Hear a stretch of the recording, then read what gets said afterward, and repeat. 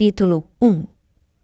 Estes são os nomes dos israelitas que foram com Jacó para o Egito, cada um com sua família: Ruben, Simeão, Levi e Judá; Issacar, Zebulon e Benjamim; Dan e Naftali; Gade e Azer. Ao todo, eram 70 pessoas da descendência de Jacó. José já estava no Egito. Então José morreu, e morreram todos os seus irmãos e a geração inteira. Mas os descendentes de Israel continuaram a ter filhos. Eles eram extremamente férteis, e houve uma explosão populacional no país que se encheu de israelitas. Tempos depois, um novo rei assumiu o poder no Egito. Ele nunca tinha ouvido falar de José, e apavorado, falou ao povo: "Há israelitas demais aqui. Temos de fazer alguma coisa. Precisamos de um plano para contê-los, para evitar que se aliem a algum inimigo nosso numa situação de guerra ou que deixem o país." A solução foi dividi-los em grupos para trabalhos forçados, sob as ordens de capatazes. Eles construíram para o faraó as cidades armazém de Pitom e Ramessés. No entanto, quanto mais os egípcios os pressionavam, mais filhos os israelitas tinham. Havia crianças hebreias por todo o canto. Os egípcios ficaram com tanto medo de não conseguir dominar os israelitas que passaram a tratá-los com mais crueldade, oprimindo-os com trabalho escravo.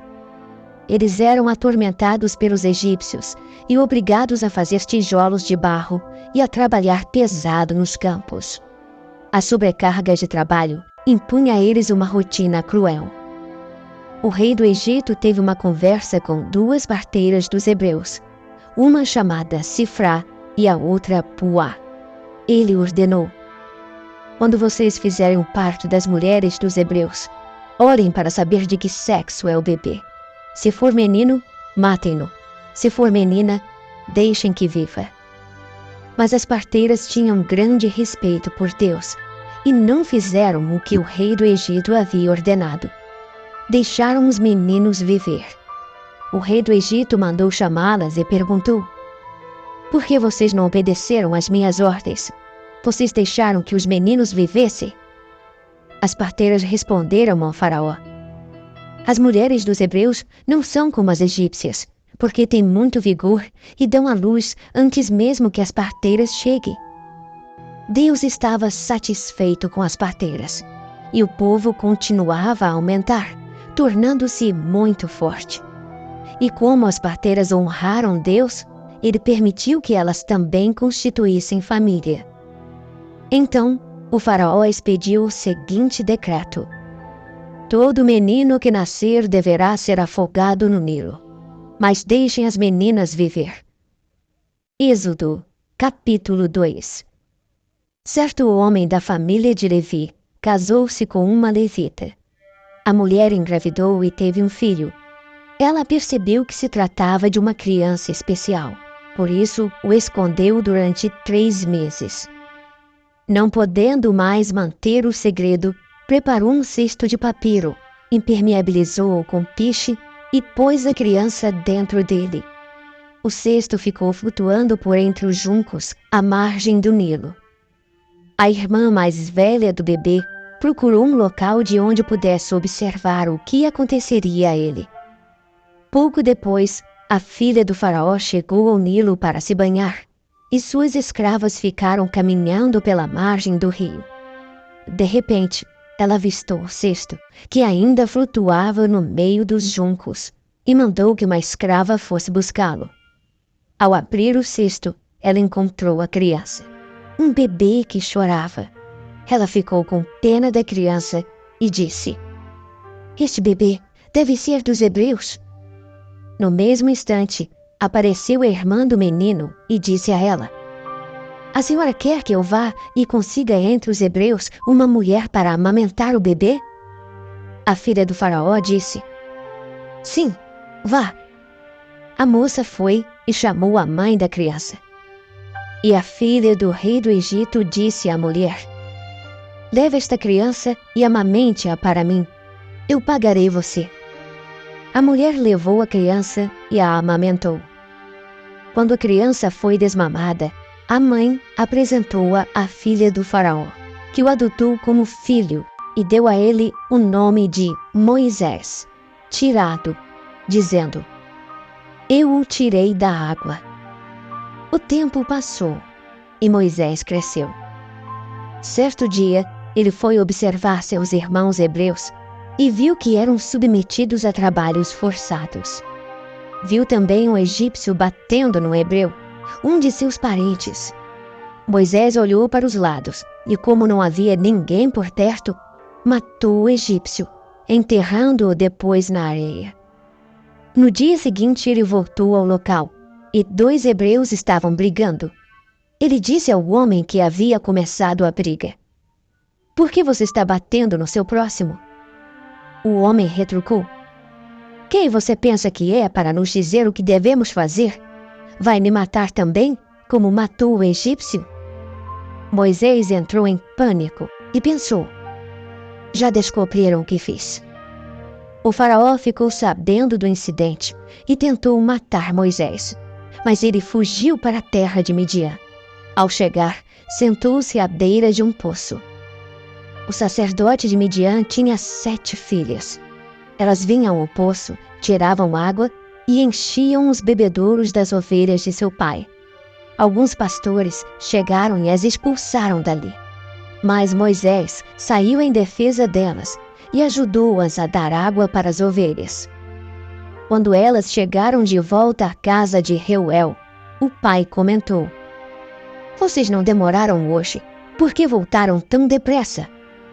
Elas responderam: Um egípcio nos livrou de um bando de pastores. Ele até tirou água para nós e deu para as ovelhas. O homem disse: Mas onde ele está? Por que vocês o deixaram ali?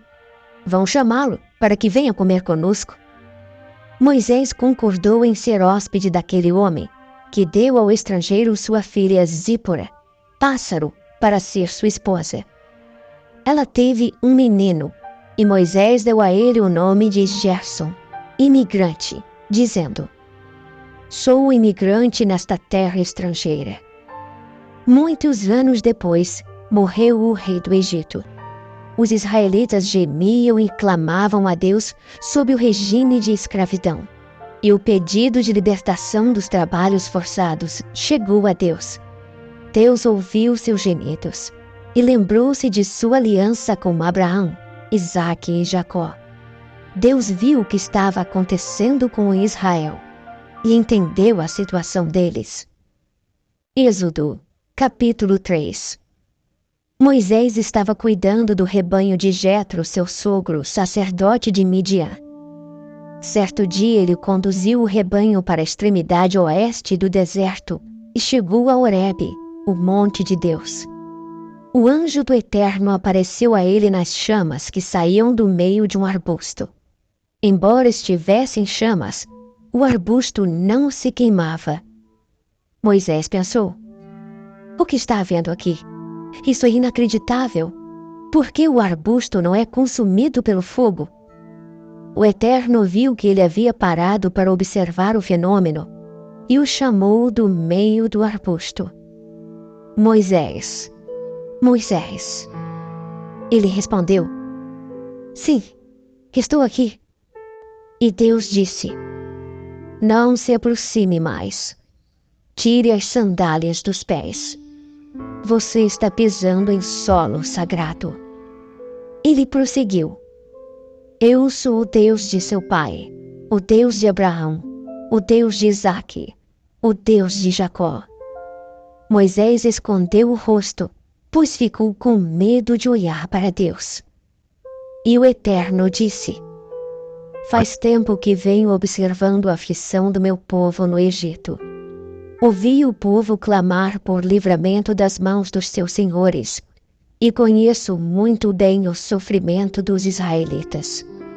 Agora desci para ajudá-los, para livrá-los do domínio do Egito, tirá-los daquele país e levá-los para uma terra boa, ampla, cheia de leite e mel, hoje habitada por cananeus, hititas, amorreus, ferezeus, heveus e jebuseus.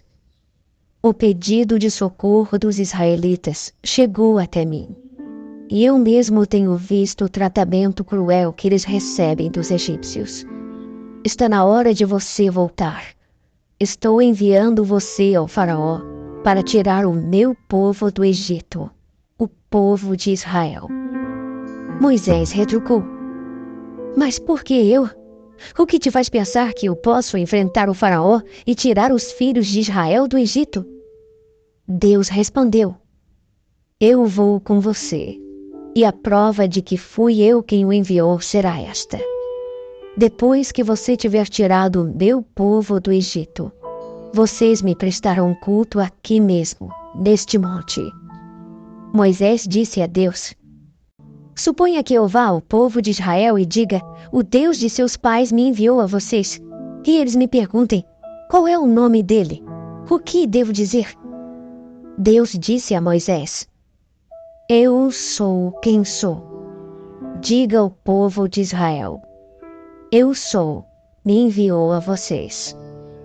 Deus prosseguiu: Diga aos israelitas: O Eterno, o Deus de seus pais, o Deus de Abraão, o Deus de Isaque e o Deus de Jacó, me enviou a vocês. Meu nome sempre foi esse, e é assim que sempre serei conhecido.